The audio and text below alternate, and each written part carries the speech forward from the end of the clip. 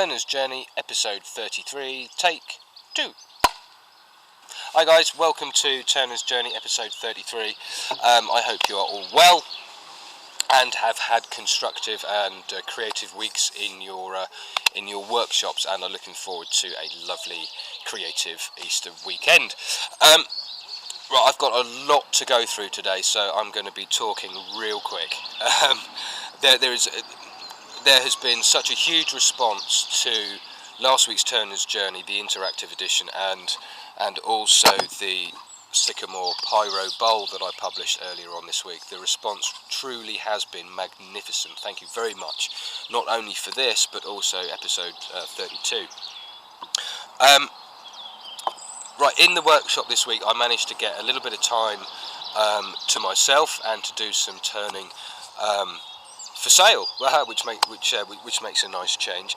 And when Mike Walt came to visit me, excuse the aeroplane, when Mike Walt came to see me back on the 23rd of October last year, the day we announced UKISS,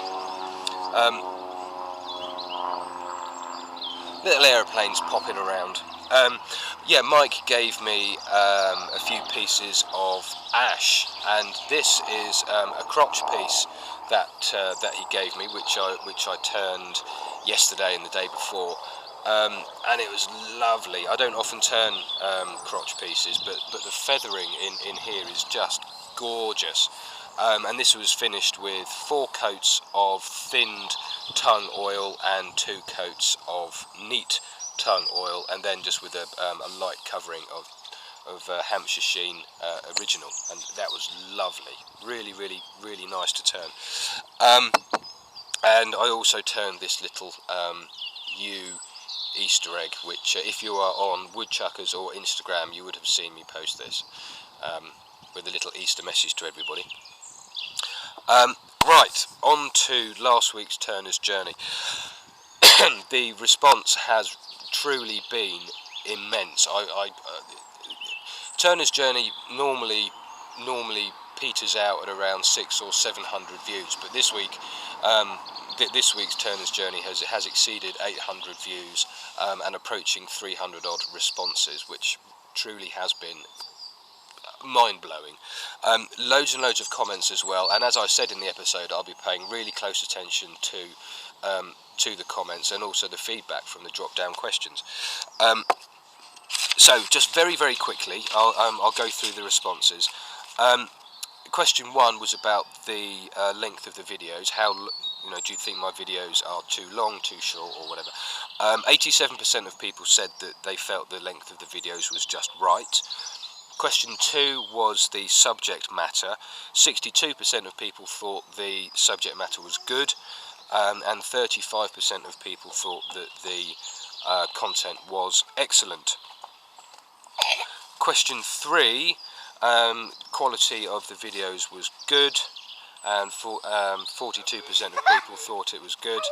54% of people thought it was excellent. Right, just very quickly, I am back at the same place I made my very first video nearly 2 years ago, outside our family garden centre's coffee shop, and it's a lovely day, so there are some kids running around, so ignore those, and perhaps it wasn't a good idea doing it outside after all. But anyway, it's a lovely day, the birds are singing. I live in an agricultural part of the world, so there's tractors going by and aeroplanes and kids and everything. Oh dear. Right, okay. Question 4 was how long you watch for. 8% of people said that they watched the video between 51 and 75% of the length, and 89% of the people said that they watched the video 76 to 100% of the time, which is really cool. So most people are watching 76 to 100% of the time, so I think I'm getting that just right. And the explanations, roughly 50-50 split between there's enough explanation and they thought the explanation was excellent. There's been some terrific comments as well. really encouraging that you think the channel is inspirational, informative, and that you like my presentation style, which is awesome. I really do thank you very much indeed for all of those comments. Now, Monty Turner has put out there something that I've been thinking about for a little while, and that's moving out of my comfort zone a little bit. He very correctly said I mostly do bowls and scorching and creative stuff, so he would like to see me move outside of my comfort zone a little bit and try a few different things. So that's exactly what I'm going to do. Over the next few weeks, there are some things that are going to push me a little bit as a turner, doing different sorts of things and stuff like that, which is good. It's not only good for me, but it's also good for you, because it gives you more subject matter. Now, Wendover Woodsman, thank you very much indeed for your comment. Really appreciate that one, and it got me thinking, as you would have seen in the reply. But basically, Wendover Woodsman is concerned that perhaps Turner's Journey has lost its way a little bit, because when I started Turner's Journey, the idea was to follow me from becoming a novice turner through to being a professional. And whilst the initial idea of becoming a professional turner was to sell my stuff at craft markets and what have you, and demonstrate and teach, it seems to have diverted rather than changed the end goal of becoming a pro turner. The path to becoming a full-time turner has diverted from going to the craft markets and stuff like that, which I will be doing. I will be going to some craft markets and stuff like that, but at the moment there is just so much going on with UKIS and also the YouTube channel as well. There's so much going on that finding time to research these things, these craft markets, before I actually invest in any money in pitches and stuff, there isn't the time there at the moment. So hopefully after UKIS is done, in the summer, I'll be able to spend more time exploring craft markets for the autumn and winter season, and of course Christmas. And we are obviously a third of the way through the year now, or a quarter of the way through the year, and so the route to becoming a professional turner has changed, exploring different routes to becoming a professional turner. And as a professional is defined as being somebody who earns their living from one particular trade, in this case wood turning.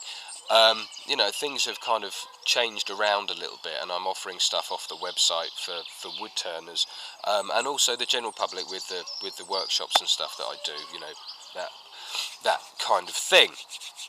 So Wendover Woodsman, thank you for your comment. It did get me thinking about the direction, but I hope that Turner's Journey will show you an alternative route to becoming a full-time professional turner, with also some of the more traditional, more normal routes thrown in. If anything, I'm more divergent and you know, do lots and lots of different things, as you guys already know. And Laurie and a few others, thank you for your comments too. They've been great. You guys are beginners, and I have to admit, you are absolutely right. I don't do, or I haven't done, an awful lot for beginners. So I'm going to put that right, and I'm going to be doing some stuff for beginners. So keep an eye out on that in the next few weeks, as I will be giving you some videos to inwardly digest, and I hope that those videos are as inspirational and informative as the videos that I already throw out for you. Right, page 2 of notes. Changes to the channel that I'm going to be making. As I said, the comments have been awesome, and you would have seen on the Sycamore Pyro Bowl, where I was fast forwarding through stuff, I was adding captions to the various parts of the videos where I was speeding through, and because those videos are generally kind of more experienced turner oriented. I think it's more appropriate to give captions at those particular points, rather than, you know, full-blown explanation of this is how you use a bowl gouge, because otherwise every video will have how to use a bowl gouge in, that kind of thing. So I'll be using captions in the video to give you a little bit more information, and also to keep the video a little bit shorter than originally. I'm going to be doing more project variety as well, so I'm going to be doing more spindle projects and more perhaps practical items, that kind of thing, which is great, and that will help Monty Turner as well with his comment of moving out of my comfort zone a little bit. And I'm going to be doing some videos on specific techniques as well. So I'm going to be doing videos on how to apply colour, a little bit more on the different types of pyrography, and just the specific techniques are going to be looked at in depth in particular videos, rather than a whole turning project video. We're just going to look at one particular technique. And that will hopefully give you a little bit more kind of information as well. In the descriptions of the videos, and also on the blog posts that accompany the videos, I'm going to be adding links to the products and the tools that I'm using in the video. I get a lot of comments about what tool was that, where can I get it from, that kind of thing. So to help you even more, I'm going to be putting in the links to the specific tools in the videos, in the description, and also over on the blog post, and that will hopefully help me spend less time replying to comments in such a lengthy manner about where to get it, you know, that kind of thing. So hopefully you'll find those links useful, and also, yeah, because I get a lot of viewers from the States, the links that I'm going to set up, primarily through eBay and Amazon, certainly the ones with eBay, will geolocate for you. So if I'm referring to a particular product here in the UK and linked to the UK, eBay should then geolocate and find a similar product for you in your locality. So I'm hoping that's going to be really useful for you. Yes, and you may well discover in a few weeks' time, or a couple of weeks' time, that you'll be getting 2 project videos from me each week. A lot of you have already said that I'm spreading myself too thin, but I've made some changes, and I'm outsourcing some other bits and pieces, so I'll be able to do 2 videos for you each week, the content of which I'm keeping secret at the moment. Also, each month I'm going to be doing, or I'm planning on doing, a top 5 turning video, so you can see what I think are the top 5 turning videos on YouTube each month.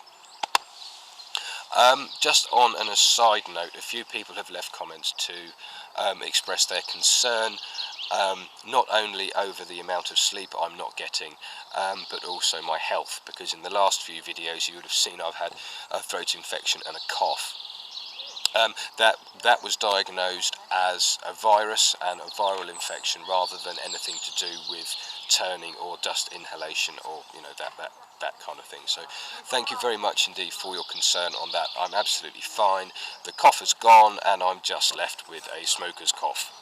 So yeah. Yeah, so I am fine. My health is good. I haven't had an awful lot of sleep in the last week, because all of your comments on last week's video have just blown my mind, and I've just been going slightly mad with, oh wow, that's a really good idea, I'm going to do this, I'm going to do that with my channel. So that's really, you know, really exciting. But now I'm getting it all out there. This is another Turner's Journey brain dump for you, and I'm going to be able to get some sleep soon. There's not much else I can say this week, other than, I forgot page 3 of my notes. I mentioned way back, months and months and months ago, about doing a workshop open day here, and you can see my workshop down there hidden in the trees. The workshop, I'm planning on doing a very simple open day on the 2nd of July this year. So if you are in Hampshire or in the surrounding area and fancy coming down for a day's chatting and what have you, then 2nd of July is the day I'm planning on doing it. But stay tuned and I'll let you know about those. Turner's Rest, the newspaper, the free newspaper that I started again a few weeks ago, has been going really well. If you've subscribed to that, thank you very much. If you haven't and you fancy having a read of it, then head over to turnersrest.com, join that mailing list, and you'll get the free newspaper every week where I share some of the most popular woodturning articles and photos and videos each week. If you are a woodturning blogger, or if you post your photos and blog posts on Twitter, then you can use hashtag #TurnersRest, and I should be able to pick that up from Twitter and add your articles into the newspaper every week.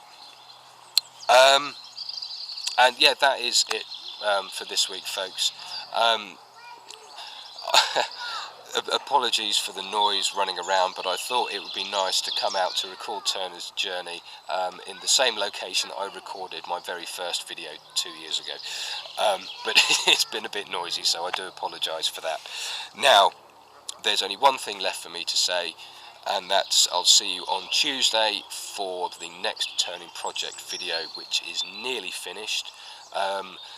It's pushed me on a little bit. It's not in 2 parts, but there are 2 items turned in the video, and it was good. It's been really nice doing it. It's something a little bit out of it. It's something fairly ordinary, but I've turned it in a slightly different kind of way. Yeah, next week for Turner's Journey episode 34. But for now, have a wonderful Easter, and I will see you all again soon. Bye for now.